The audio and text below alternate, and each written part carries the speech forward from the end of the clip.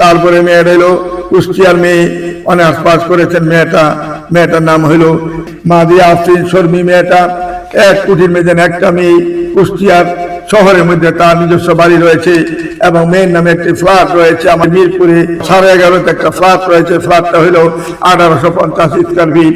মেয়েটা যেমন দেখতে তেমন সুন্দর। মেয়েটাকে আমি বিয়ে দিয়েছিলাম।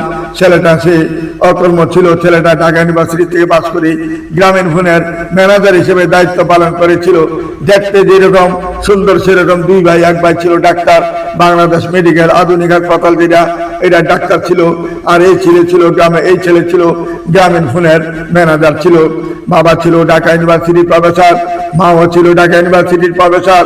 আবার বোন একটা মাত্র বোনও ছিল ঢাকা ইউনিভার্সিটির প্রফেসর। বর্তমানে এখন ঢাকা ইউনিভার্সিটির প্রফেসর হিসেবে মেয়েটা দায়িত্ব পালন করতেছেন। ছেলের বোন বিয়া দিলাম।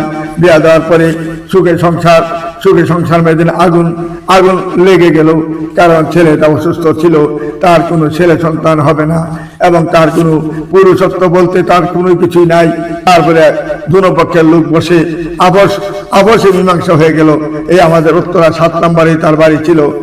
মীমাংসা হয়েছে। এখন যদি কোনো ভালো ছেলে থাকেন বন্ধন মিডিয়াতে যোগাযোগ করুন। এক কোটি মেয়েদের একটা মেয়ে যেমন দেখতে এমন সুন্দর, এমন তার চেহারা। ছবি কি দেখছেন, বাস্তবে দেখলে খালি তাকায় থাকবেন। আসুন আমাদের নির্ভরযোগ্য প্রতিষ্ঠানে যোগাযোগ করলে ইনশাল্লাহ এরকম ভালো ভালো মেয়ে অনেক রয়েছে।